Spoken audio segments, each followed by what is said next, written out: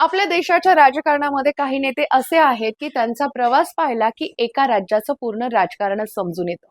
बिहारच्या राजकारणात अशीच एक मोठी आणि कायम चर्चेत राहिलेली व्यक्ती आहे ती म्हणजे नितीश कुमार. समाजवादी चळवळीपासून सुरू झालेला त्यांचा प्रवास हा मुख्यमंत्री पदापर्यंत पोहोचला. पण या प्रवासामध्ये सत्ता, आघाड्या, राजकीय रणनीती आणि वेळोवेळी घेतलेले निर्णय यामुळे ते कायमच चर्चेत राहिले. म्हणूनच नितीश कुमार यांची कारकीर्द ही बिहारच्या राजकारणाचा एक महत्त्वपूर्ण अध्याय मानली जाते. एकीकडे त्यांनी जर पाहिलं तर कामातून मिळवलेली सुशासन बाबू ही ओळख प्रभावी ठरलीच आहे, पण त्याच वेळी भूमिका बदलल्यामुळे त्यांना पलटूराम म्हणून देखील हिणवलं गेलं. नितीश कुमार यांच्या याच रंजक प्रवासाचा आढावा आज आपण आजच्या व्हिडिओमधून घेणार आहोत. नमस्कार, मी सायली नलवडे कविटकर आणि आपण पाहताय विश्लेषण वाई. नितीश कुमार यांचा जन्म हा 1 मार्च 1951 रोजी बिहारमधील बख्तियारपूर येथे झाला. त्यांनी अभियांत्रिकीचं शिक्षण घेतलं आणि सुरुवातीला अभियंता म्हणून कामही केलं. पण त्या काळामध्ये देशभरात राजकीय वातावरण तापलेलं होतं. 1974 मध्ये समाजवादी नेते जयप्रकाश नारायण यांनी सुरू केलेल्या आंदोलनाने अनेक तरुणांना राजकारणात आणलं आणि नितीश कुमारही त्यात सक्रिय झाले. याच आंदोलनातून त्यांचा राजकीय प्रवास हा खऱ्या अर्थाने सुरू झाला. 1980च्या दशकामध्ये नितीश कुमार हे हळूहळू बिहारच्या राजकारणात आपली ओळख निर्माण करू लागले. जनता दलाच्या माध्यमातून त्यांनी राजकारणात घट्ट पाय रोवले आणि समाजवादी विचारसरणीचा नेता म्हणून ते पुढे आले. 1989 मध्ये ते पहिल्यांदा लोकसभेमध्ये निवडून आले. त्यानंतर केंद्रात मंत्री म्हणूनही त्यांनी काम केलं. विशेषतः रेल्वे मंत्री असताना त्यांनी काही महत्त्वाचे निर्णय घेतले आणि योग्य रीतीने प्रशासन हाताळणारा नेता अशी त्यांची प्रतिमा तयार झाली. 1990च्या दशकामध्ये बिहारच्या राजकारणात मोठे बदल घडत होते. त्या काळामध्ये राज्याच्या राजकारणावरती लालू प्रसाद यादव यांचा मोठा प्रभाव होता. पण त्याच वेळी नितीश कुमार यांनी स्वतःला एक वेगळा पर्याय म्हणून उभं केलं. त्यांनी समता पक्षाच्या माध्यमातून राजकारणामध्ये वेगळी दिशा देण्याचा प्रयत्न देखील केला आणि पुढे जनता दल या पक्षाच्या माध्यमातून बिहारमध्ये आपलं राजकीय स्थान मजबूत केलं. 2005 हे वर्ष नितीश कुमार यांच्या राजकीय कारकिर्दीतील महत्त्वाचं वळण म्हणून ठरलं. त्या वर्षी त्यांनी बिहारच्या मुख्यमंत्री पदाची धुरा सांभाळली. त्यानंतर राज्यामध्ये रस्ते, पायाभूत सुविधा, शिक्षण आणि महिलांसाठीच्या योजना यावरती त्यांनी भर दिला. मुख्यमंत्री बालिका सायकल योजना, कन्या उत्थान योजना आणि मद्यबंदी यासारख्या निर्णयांमुळे ते चर्चेत आले. कायदा सुव्यवस्था सुधारण्यावरतीही त्यांनी लक्ष केंद्रित केलं.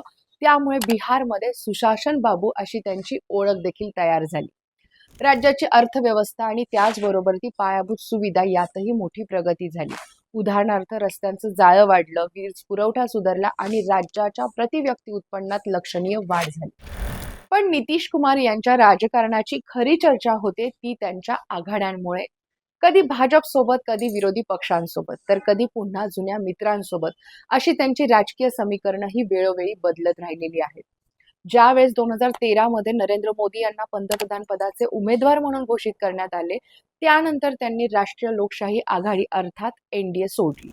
2015 मध्ये त्यांनी लालू प्रसाद यादव आणि काँग्रेस सोबत महागठबंधन करून निवडणूक लढवली आणि पुन्हा मुख्यमंत्री झाले. मात्र 2017 मध्ये त्यांनी पुन्हा राजकीय समीकरण बदलत भाजप सोबत सत्ता स्थापन केली.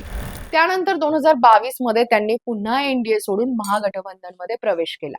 2024 मध्ये त्यांनी पुन्हा एकदा एनडीए मध्ये परतण्याचा निर्णय घेतला.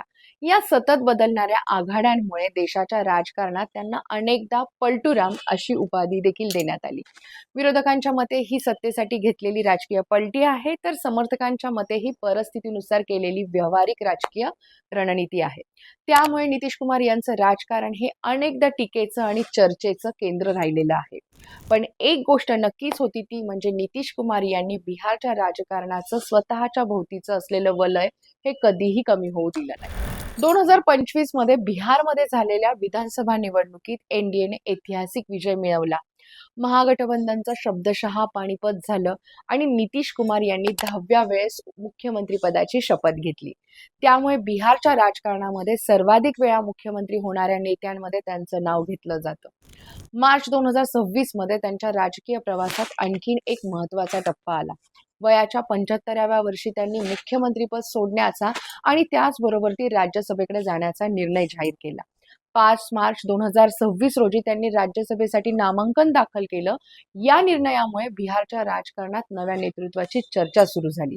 त्याच वेळी त्यांचा मुलगा निशांत कुमार याने जनता दलामध्ये सक्रिय राजकारणाची सुरुवात केली. आज जवळपास 5 दशकाहून अधिक काळ नितीश कुमार हे राजकारणामध्ये सक्रिय आहेत. बिहारच्या राजकारणात त्यांनी अनेक चढउतार पाहिले, 10 वेळा मुख्यमंत्री पदाची शपथ घेतली आणि अनेक राजकीय समीकरणं अनुभवली, मांडली. त्यामुळे त्यांचा प्रवास हा केवळ एका नेत्याचा प्रवास नाहीये, तर बिहारच्या बदलत्या राजकारणाचं प्रतिबिंब आहे असं म्हणता येईल. म्हणूनच आजही एक प्रश्न कायम विचारला जातो, तो म्हणजे नितीश कुमार हे फक्त परिस्थितीनुसार चालणारे राजकारणी आहेत का, की ते भारतीय राजकारणातील सर्वात कुशल रणनीतिकारांपैकी एक आहेत. कदाचित याच प्रश्नामुळे त्यांची राजकीय कारकीर्दही आजही तितकीच चर्चेत आहे. तुम्हाला काय वाटतं? नितीश कुमार यांच्या राजकीय प्रवासाचं कारकिर्दीकडे तुम्ही कसं पाहता? तुमचं मत कमेंट बॉक्समध्ये नक्की नोंदवा आणि असेच विश्लेषणात्मक व्हिडिओज पाहण्यासाठी विश्लेषण वाईबला नक्की सबस्क्राईब करा. धन्यवाद.